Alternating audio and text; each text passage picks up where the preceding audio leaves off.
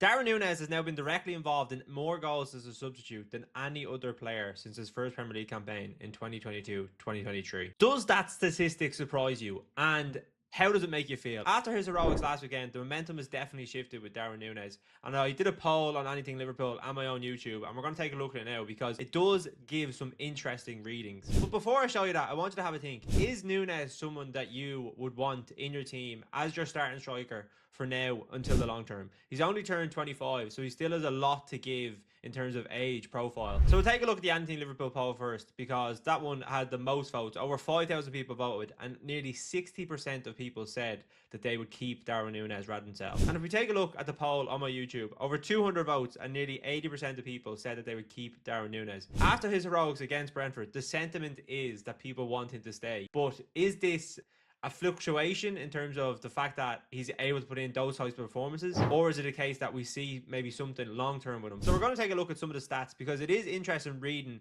how he compares to other Premier League players and players that are in the Liverpool squad. And I did up this kind of graph just to kind of get an indication in terms of what that would look like compared to Jota and Isak. In terms of games played, it's obviously a variation. Jota was in the Premier League a little bit longer than Nunez and Isak, but Isak and Nunez both came in the same transfer window. So Nunez and Jota actually have similar goals per matches ratio, which is interesting, but I think you obviously have to take into account the fact that Jota came when he was a lot younger and he wasn't coming into a Liverpool team that was maybe creating as many chances as he was when he was at Wolves. The big outlier is Isak. Isak has nearly double the amount of goals per matches as Nunez and Jota. And I think that's just an indication of the type of striker that he is. But that is the type of striker that Liverpool want in their team. They want someone that can take the big chances in the big moments. But the big thing with Nunez is the big chances missed. And it's something that we all have seen time and again with Darwin Nunez. So he currently has 50 in his games for Liverpool. Diogo Jota has 62 in nearly double the amount of games,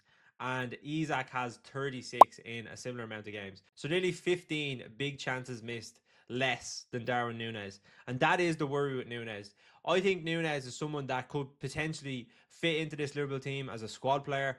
But when you're talking about elite level strikers, you need them to be able to take their chances. And in the similar way that Isak is doing for Newcastle, that's something Nunez is not doing for Liverpool and has continued to not do for the entire time that he's been there. But when we think of those elite level strikers and we look at Isak and we're thinking about, can he take that next step to move to an Arsenal, a Chelsea, a Liverpool? That's something that worries me with Nunez, is that he's not able to play in a team like Liverpool that creates so many chances. And we've seen other pundits talk about it, and I'm going to talk a little bit about some of the things that they've said, because it is important in terms of the context of where Nunes is at right now. Isak is someone that can deliver. He's doing it right now in a Newcastle team that creates nowhere near as many chances as Liverpool do. Nowhere near. Fowler said this a few weeks ago when he was speaking on ITV during the Liverpool game. We're saying the same things now that we were saying 2 or 3 years ago, that he's raw, he's this, he's that.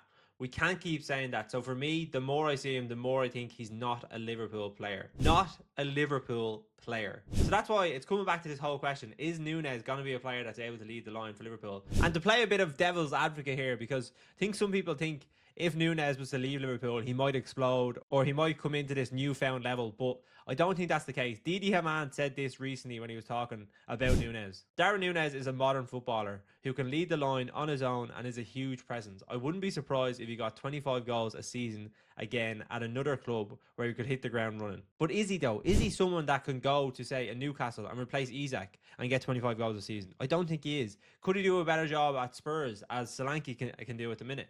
I don't think he can. I don't think he's that type of player. Yes, he's a modern day footballer in terms of physicality, but footballers nowadays are specialists. They're specialists in specific areas. Look at Man City, right? They have Haaland up front, who is an out-and-out goal scorer. That's his job. That's what he does. Yes, he's physical, he's quick, and he's a modern-day athlete. But his job is to score goals. And similar to what Kevin De Bruyne, we have these centre-attacking midfielders that get into pockets, put balls into the players like Haaland, and that's what they do. We've started to move away from all-round footballers, the days of Gerrard, your Shearers, your Henrys, players that were unbelievably gifted in nearly every aspect of the game. But now it's all about a specialist area, and Haaland is the best example of this right now. Nunez, in this instance, he's not a specialist in really anything. He's okay at everything. Yes, he's raw. Yes, he has pace. Yes, he's physical, but he's not really a good finisher. He's not the strongest centre forward in the world, and as a striker in this type of era of football, you need to be really good at one thing. And I don't think Darwin is that. Now, we didn't just get to this point. There's obviously moments within Nunez's career where he struggled. And I think the two games that kind of come to mind the most are last season when Liverpool are going for a league and we play Man United and Everton.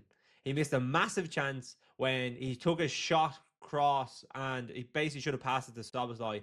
Liverpool go on to draw the game 2-2 at Old Trafford. The other one then was when he had a one-on-one chance in the first half against Everton. All he has to do is a little bit of composure, but he drills it straight at Pickford. Liverpool go on to lose that game 2-0. When Liverpool are flying and Nunez misses chances, obviously it's frustrating, but there's no lasting impact. When it comes down to those crucial moments and you need your number 9 to step up, you need you to take them chances. Nunez doesn't do that. And that is a big issue with this whole experiment that we're seeing with Nunez. A lot of times we watch him play, and I'm not saying this is for every game, because sometimes he does have his moments, but that's what he is. He's a moments player.